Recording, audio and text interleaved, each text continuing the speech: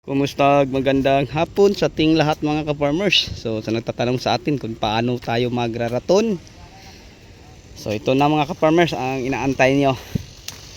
So nasa 5 kalahati pa lang buwan, no?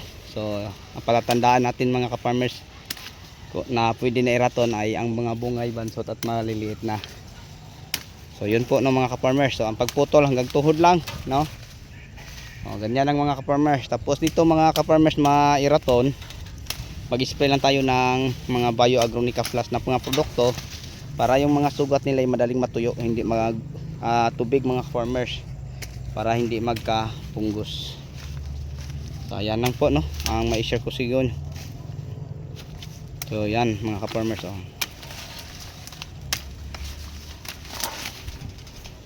So ganyan lang ang pagraton, napaka easy, napaka basic lang na trabaho.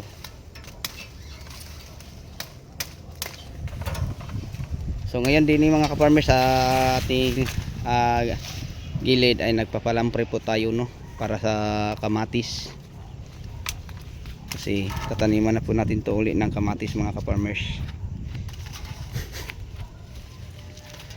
Okay, so sa nagtatanong sa atin kung ilang buwan po ito pwede natin mapipitasan. So ganito mga ka-farmers, sobrang init, mga 1 buwan mga ka-farmers, pero kung may ulan 27 days pwede naman. So ito mga ka-farmers, kahit mainit, dahil may sapat tayong tubig pandilig, 27-28 days pwede na natin ito mapipitasan.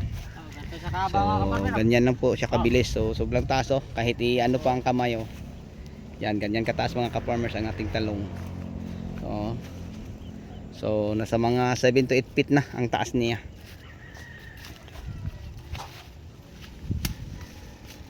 So yun po, nirato na natin mga ka-farmers. So ilang beses po pwede natin iratin ang talong. Okay, kung wala lang mga punong mamamatay mga ka-farmers, kahit 2 beses pwede.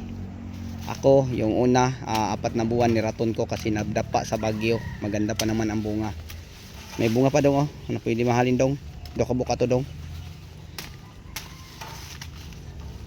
So yun po mga ka-farmers, niraton natin. Pag aabot ng 9 months inulit natin ang pagraton. Then sa mga 14 months lang siya mga ka-farmers, binunot na at pinalitan ng ampalaya. Okay, so pagkatapos din share ko lang po sa inyo, kunting kaalaman lang po, ay mag-spray lang po tayo ng Bio Agronica Plus. Tapos ang fertilizer natin gagamitin din pandilig, yung mga Unique 16. Tapos gamit tayo yung dahil ng mga Wokosim granule at saka yung Mega para pang asim.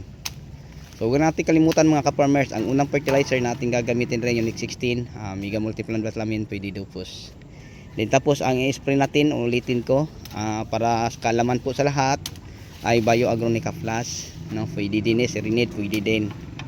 Para yung sugat niya mga ka-farmers, ito nagtubig na, yan, nagtubig na, parang matuyo mga ka-farmers, at hindi magkakapunggos. So yun lang siguro ang mai-share ko sa inyo patungkol din. Tapos ang pagdilig ng fertilizer, tuloy-tuloy every week lang din mga ka-farmers, kagaya nito. So pag once na matapos na namin ito mairaton, didiligan namin ito ng fertilizer at saka tubig. So yun lang mga ka-farmers, then fertilizer. Ganun pa din mga ka-farmers sa nagtatanim ka, na kung tumainit ang panahon, gawin mo ang pagdilig 3 beses isang linggo, ang pag-spray every week, ganyan lang. Ito na bunga dong, ay ka ng mga bungang tagsa dong, pa-laplin lang dong. May tarong panagsa. Okay, so yan lang, no. So bukas asahan na natin to matapos na to. Then pagkahapon siguro pwede na natin to isprayhan ng Bio Agronica Plus. Meron na tayong Bio Agronica Plus pang spray din mga ka-farmers. So ito lang. Tapos yung fertilizer meron din.